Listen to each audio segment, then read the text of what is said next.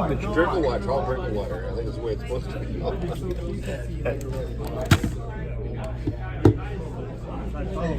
Actually, I'm terrible. I've had a stiff neck for 4 days now, and can't drink with a net. What is that, a lobster? It's a crayfish. Those are self-cloning crayfish. Yes. It's male and In other words, it's the ideal society. They're all females. They don't need a man. It's ideal. So how do they clone themselves? They call themselves self-cloning marbled crayfish. So how do they clone themselves? Oh, how do they do it? They already. It's called parthenogenesis. Nobody really knows, but I guess it's a way of like escaping like the drama of a mixed marriage. They clone themselves very simply. They have ovaries and testes. Consequently, they don't need a male. It's a perfect society.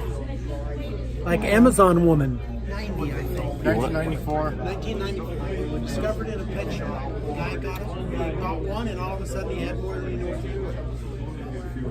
And does it get bigger than that? Five inches. This is. They get bigger than this? About 5 I thought they were. In Thailand, they're raised for food because they can be China and Thailand. Yeah, they're raised for food because they multiply so fast by themselves without any help from a man. Having babies.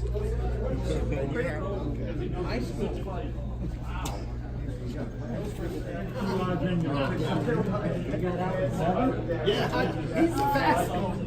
Took me 10. I got out. I don't know.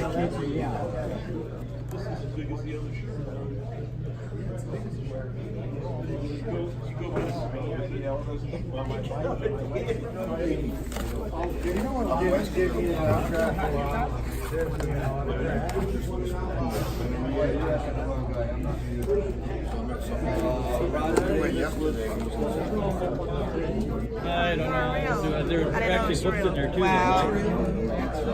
Probably selling the whole box. Sell the whole box. It's spooky. I thought it was stuffed or But something. you should get a label on these or something. Sue, are you listening to me? You should get a label on those. Yeah. That is gorgeous. Thank you. What's the dragon's name? Havoc. Havoc? Yes, I was Havoc and how Chaos. old is Havoc? What? How old is Havoc? 5 years old. Wow.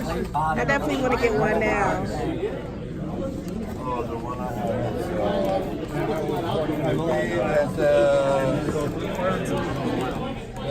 that the name is Horatio Dominguez, but I don't know if you get a very good photo of that. How you doing?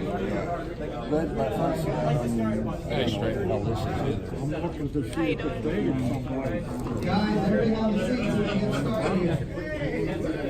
If you didn't get a shirt, the shirts are on sale up here, and there's freebies to take with the shirt. I think I've pretty well covered the Yeah, you did? Okay, good. Ron basically needs volunteers at the auction to do miscellaneous jobs, so I'll let him talk about it. The auction is going to be March 24th over at TY Park. I don't know if you guys have ever been to one of our auctions. It's like 400 bags of fish and plants. We need volunteers doing all sorts of little jobs. We've got setup starting about 8:30 a.m. We're going to have tables and chairs coming into the auction. They got to be all set up and moved around. We're going to need runners. We're going to need people managing the fish tables and stuff. If you would please see me or knock on my shoulder or something like that, I'll take your name and an email, and then I can keep you in the loop for getting some of these work done. This coming action, if you wanted to sell, please register before, like a day before at least. So who need the number? I give you number, and you're gonna be numbering bags. Like, for example, you number 10, so your bag's gonna be 10-1, 10-2, 10-3. So. All right, you want to take our seats? We'll start the program. Can you hear me? No. You can hear me without it, I know. Now we can hear you. All right, tonight's speaker comes to us from Louisville, Kentucky. And we spent the last 3 days on a whirlwind tour from Tampa all the way down to Homestead and back. Collected fish all the way around, caught a lot of great fish. We had a great time. Rusty has been my friend for many, many years. All right? He's an official with the ACA. He's an icon in the hobby. He goes collecting in Central America all the time. And he's been collecting with the godfathers of fish from Central America. He'll show you that in the program. All right? He's been around. He knows his stuff. But more than that, he's a hobbyist. And in the beginning of this program, one of the things I want you to look for is what he keeps in his fish room. Because he's going to show you his fish room, which I would say is not in the top 10 fish rooms in this country. It might be in the top 2. All right? So let me just take close attention to when he starts putting pictures up of his fish room.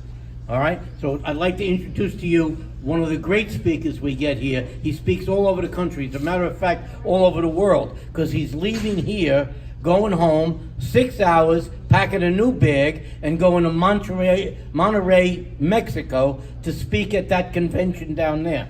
So we're lucky to get him, to squeeze him in the midst of that. All right? So no further ado, my good friend, what's your name again? Rusty Wessel. Okay, can y'all hear me? Yep. Everyone can hear me well? Okay. Thank you, Chuck. Mr. Davis, Craig, today we went to Rick Birrell's place today and just had a ball collecting fish, and I really appreciate it. The last 3 days with Chuck Davis has been superb. And again, thank you for having me here. We are, my host club, the Louisville Tropical Fish, is hosting the American Live Bear Convention, which starts May 23rd of this year. And so if you want to come up to Louisville, come on up. It's going to be a great time. We have a lot of speakers. And there's the speakers. We have Horacio Dominguez, Les Wilson, Mitchie Tobler, Omar Dominguez, John Lyons, and Sandy Ward from Seacrest. What's kind of cool about this convention, we have the 2 Dominguez cousins, and in their immediate family, they have 6 aquatic biologists, and they live in Mexico. So it's kind of cool. So, my sponsors, ZooMed has brought in a lot of product, and also Cobalt. Who feeds Cobalt food? Okay, great. What's great about Cobalt?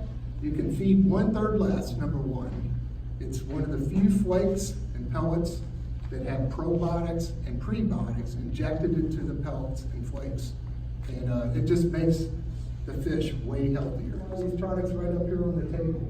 That's, again, filters, fish foods, timers, and their new foods with the shrimp and bloodworms. The shrimp foods, new foods. And they even have better products. Okay. You know, Chuck took me today. Wonderful day at Rick Birrell's place.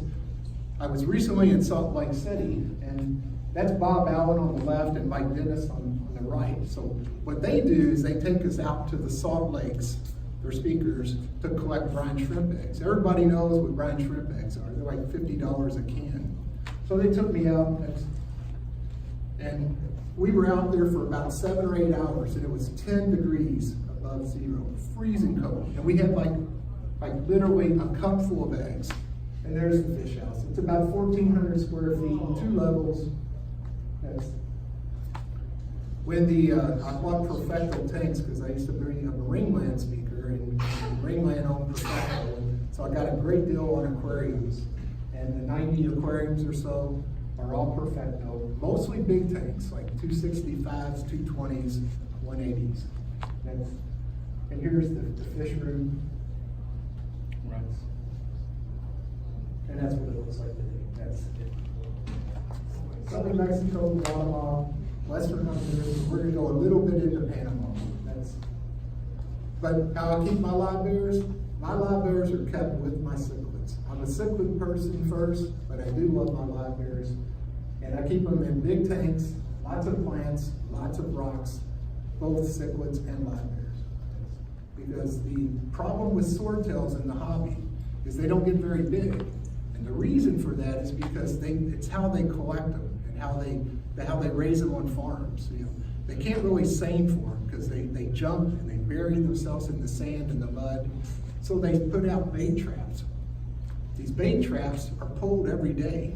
The big ones get sold to Pet Shop USA. The small ones go back in the pond. So they're selecting for smaller and smaller fish over time. And it just happens. There's really nothing they can do about it.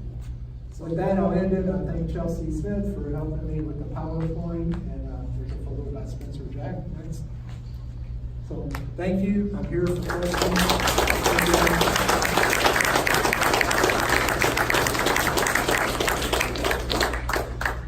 Pleasure, or is it basically a whole breeding system you got? Well, the question is, do I keep the fish for breeding or just for the hobby? I'm truly a hobbyist. I do breed the fish. When they breed themselves and the babies survive in the tanks, That happens. There's always a dominant fish. Not a I only had one, and as a kid, I wanted to have one.